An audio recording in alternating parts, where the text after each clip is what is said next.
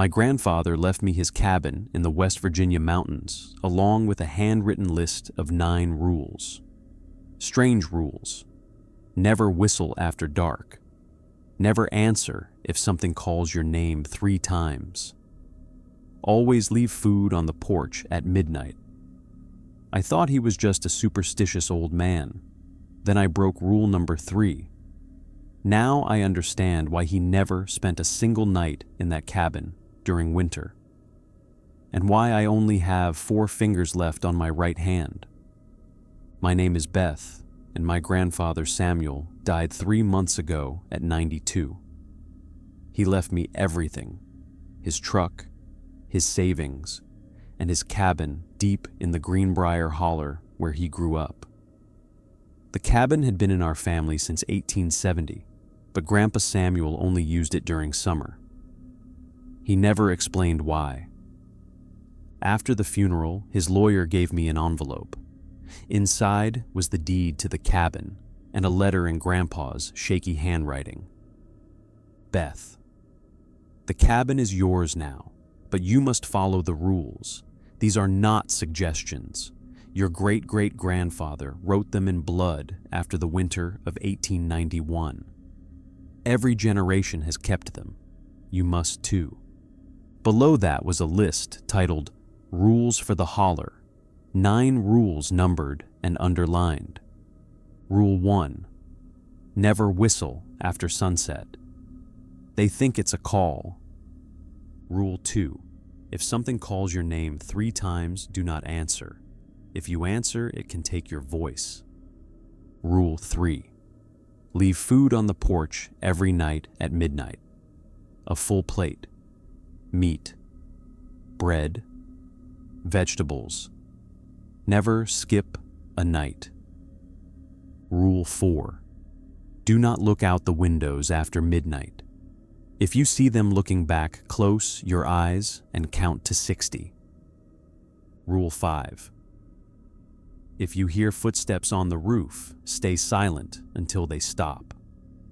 Do not go outside to investigate. Rule 6. Keep a fire burning all night during winter months. If the fire goes out, relight it immediately. Do not let the cold in. Rule 7.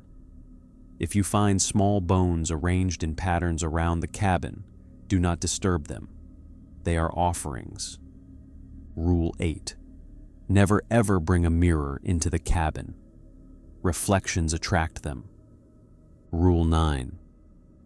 If you break any rule, leave before dawn. Do not stay to see what comes. I read the rules 3 times, thinking it was some kind of joke, some weird family tradition, or maybe early dementia before Grandpa died. But his lawyer, Jacob, was dead serious. Your grandfather made me promise to give you this, he said.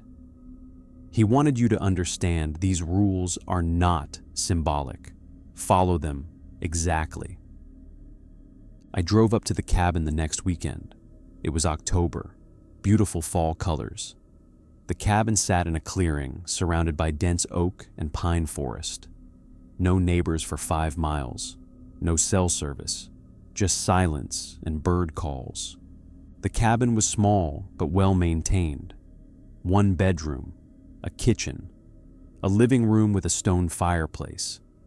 And on the mantel, I found something that made my stomach drop. A leather journal, my great-great-grandfather's journal from 1891. I opened it with shaking hands. The first entry was dated November 3rd, 1891. They took Emily last night, my daughter, 7 years old. We heard her laughing outside at midnight. My wife ran out to bring her in, but Emily was still in her bed asleep. Whatever was laughing with her voice was not her. When my wife opened the door, it came inside. We have not seen Emily since. She vanishes every night now. Every dawn she returns, but she is wrong. Her eyes are too wide. She does not blink. She speaks in Emily's voice, but the words are not hers. I flipped through more entries. each one more disturbing than the last. Descriptions of things in the woods. Tall figures that moved like people but were not people. Voices calling from the trees. Missing livestock. Missing neighbors. Then I found the entry from November 28th. I have learned their rules, trial and error, blood and loss. We lost 3 more neighbors before we understood.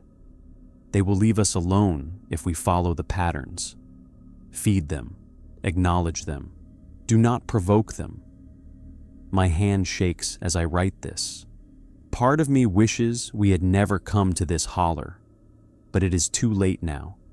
This is our home. We must adapt or die. Below that in faded ink were the 9 rules. The exact same rules Grandpa had written for me. I should have left right then, should have gotten in my car and never come back. But I was stubborn, rational, a 34-year-old woman with a college degree who did not believe in mountain superstitions. So I stayed.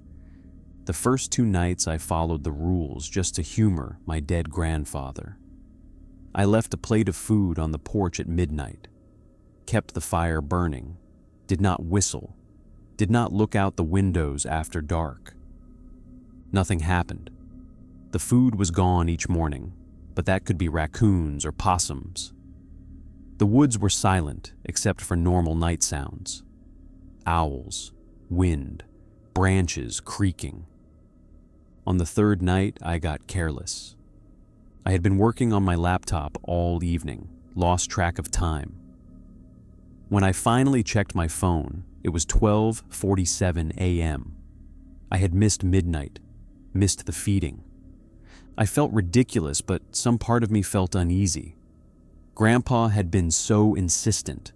The journal had been so specific. I got up to prepare a plate anyway. Better late than never, right? That is when I heard it. Footsteps on the porch. Slow, heavy, deliberate. Something was walking back and forth in front of my door. I froze. Rule 5 said, roof. Nothing about the porch. I crept to the window and peeked through the curtain. My blood turned to ice. A figure stood on the porch, tall, maybe 7 feet. It wore ragged clothes that looked centuries old. Its skin was pale, too pale, gray like a corpse, but it was moving, walking.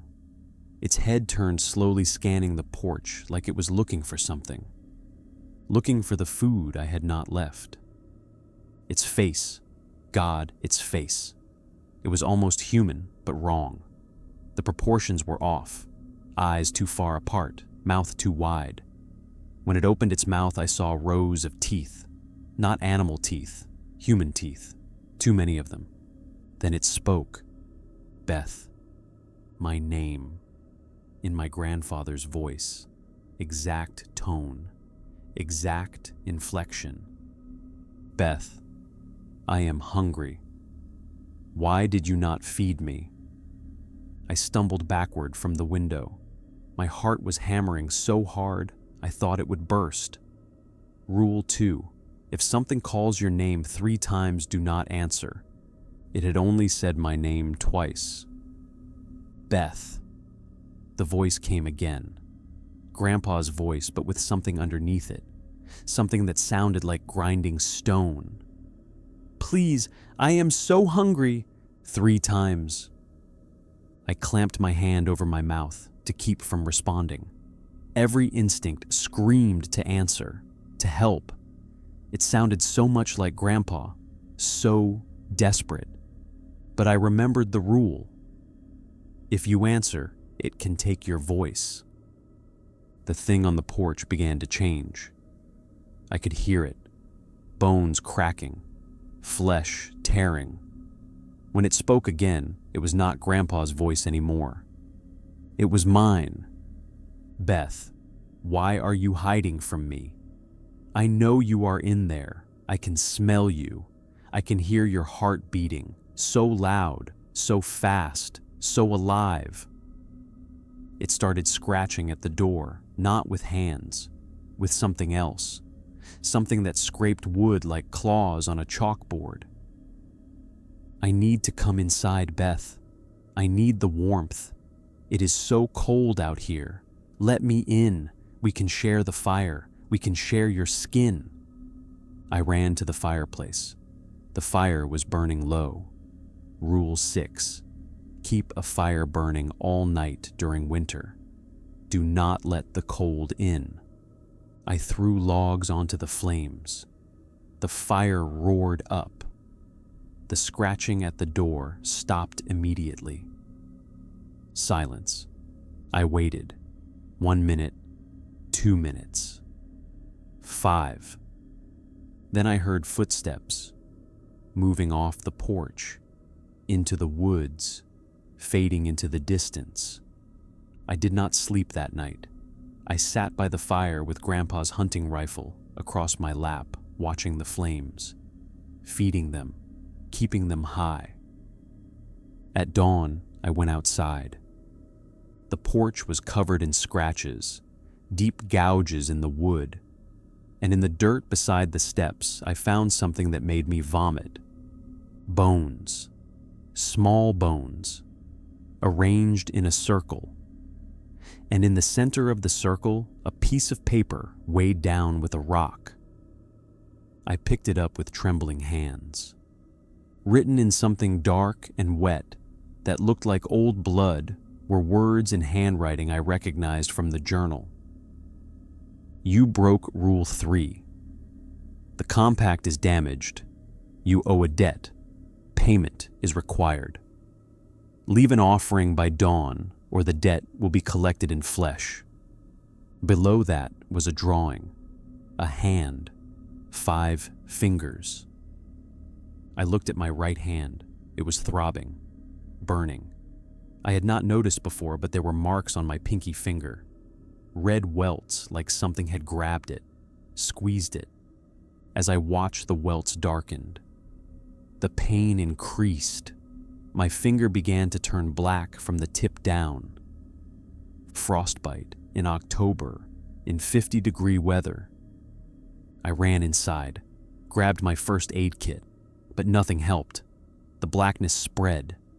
Within an hour, my entire pinky finger was dead, necrotic. I could not feel it, could not move it. I remembered Rule 9. If you break any rule, leave before dawn. It was past dawn. I wrapped my hand in bandages and threw everything into my car. I was leaving. I did not care about the cabin, did not care about my inheritance. I just wanted out of that holler.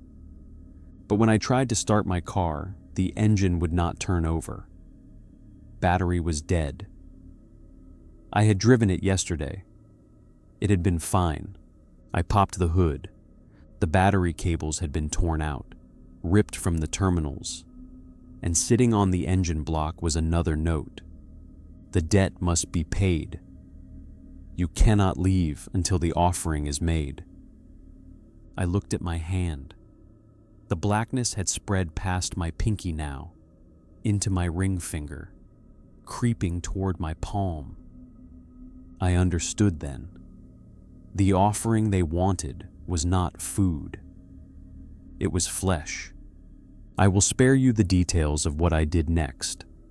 Let me just say that Grandpa's hunting knife was very sharp, and the wood stove was very hot. I left 4 fingers on the porch that night at midnight, arranged them in a circle, just like the bones, said a prayer I had not spoken since childhood, begged for forgiveness, begged for release. At dawn, the fingers were gone. My car started on the first try. I drove out of that holler and never looked back. I sold the cabin to a developer from Pittsburgh who wanted to turn it into a vacation rental. I did not warn him, did not tell him about the rules. Maybe that makes me a monster, but I was done with that place. 6 months later, I got a call from the county sheriff. The developer had gone missing. They found his car at the cabin, the door wide open, a plate of rotting food on the porch, and inside on the mantel, a new entry in my great-great-grandfather's journal, written in fresh ink. November 3rd. A new family has come to the holler. They do not know the rules yet, but they will learn. Everyone learns, one way or another. Thanks for watching. I hope you consider subscribing for weekly videos.